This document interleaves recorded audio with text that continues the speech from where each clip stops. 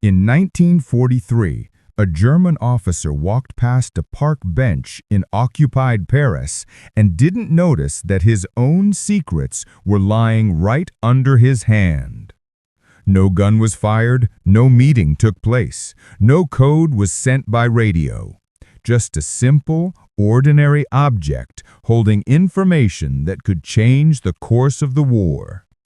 What he didn't know is that this one quiet trick would outlive World War II, survive the Cold War, and still be used by modern intelligence agencies today. This is the story of the secret World War II spy trick that modern intelligence agencies still uses.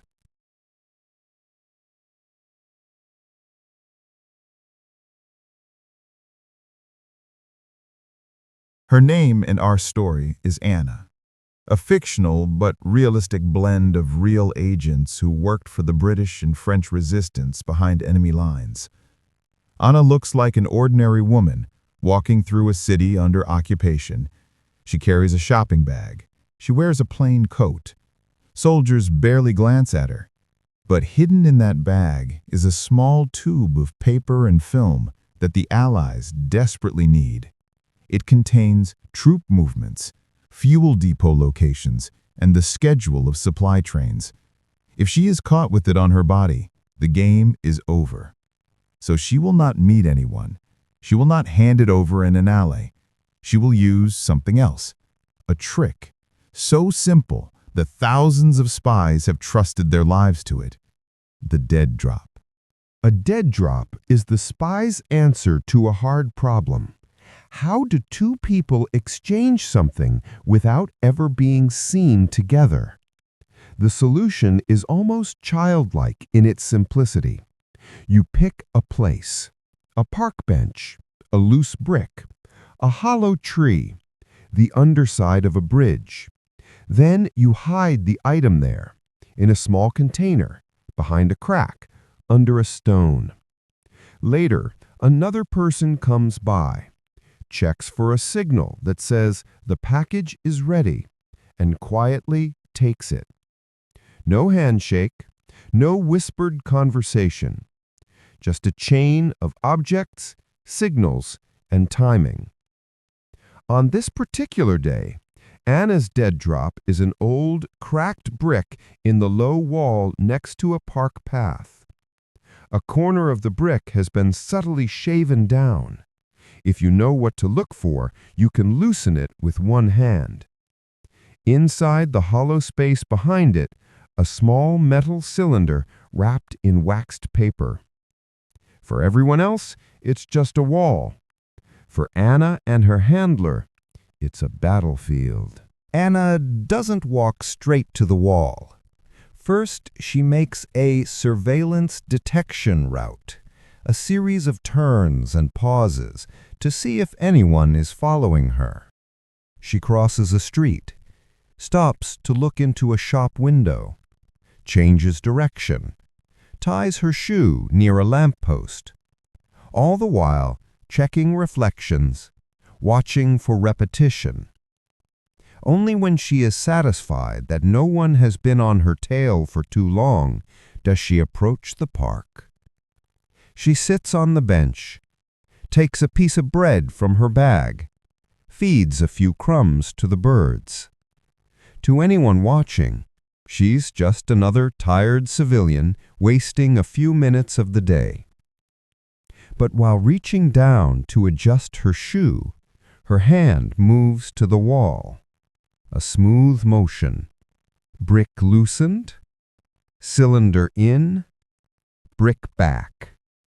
Total time, about 3 seconds. No pause, no suspicious stare at the hiding place, no dramatic look around. Then she stands, dusts off her coat, and walks away. The bombers that will later hit those fuel depots will never know her name. Hours later, another man walks through the same park. He is not British, he's a local contact. To keep the network safe, he has never met Anna. He doesn't need to. Yesterday, he saw a chalk mark appear on a particular lamppost nearby, a small, almost meaningless shape at eye level. That was the signal.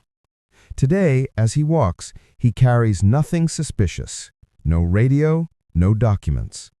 He sits on the same bench, lights a cigarette, waits a minute. Then, as he stands up to leave, his hand briefly rests on the wall. Brick out. Cylinder out. Brick back. He slips the cylinder inside his glove and walks away without breaking stride. Later, in a safe house, the film inside will be developed. The data will be encoded and sent to London. From there, it will land on the desks of planners who may never step foot in that park, but who will move units and airplanes based on what they see. The dead drop has done its job. Two people who never met just changed the course of a battle. Today, we live in a world of encrypted messaging apps, burner phones, and digital espionage. But modern intelligence agencies and their opponents still use the same core trick Anna used in 1943. A spy handler meeting a source in a hostile city might still avoid face-to-face contact. Instead, they agree on a dead drop location, a container, and a signal. Only now, the container might hold an encrypted USB stick instead of film, or a modern smartphone loaded with stolen files. Signals that once were chalk marks on a lamppost might now be a specific pattern of online posts, or a car briefly parked in a certain place at a certain time. But at the heart of it, the trick is the same. We share something important by leaving it in a place where the world can see, but no one really looks. Even criminals and hackers borrow this method. They leave cash, drugs, or drives in dead drops coordinated by messages, so that buyer and seller never appear together on camera. The line between spycraft and crime can be thin. So the next time you walk past a chipped brick, an old park bench, a loose paving stone, or a strange-looking rock that doesn't quite match its surroundings, you're seeing potential battlefields of a war you can't hear. World War II gave the world radar, rockets, code-breaking machines, and jet engines, but it also refined quieter weapons, like the dead drop, a method that turned ordinary corners of a city into silent meeting rooms for ghosts. Anna's brick and countless others like it formed invisible lines of communication that saved lives, guided missions, and reshaped strategy.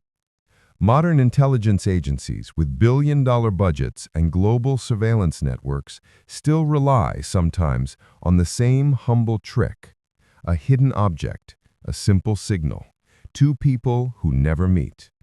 Because even in the age of satellites and cyber attacks, there is one thing that still works as well as it did in 1943, a secret that nobody remembers to look for. The secret World War II spy trick that modern intelligence still uses.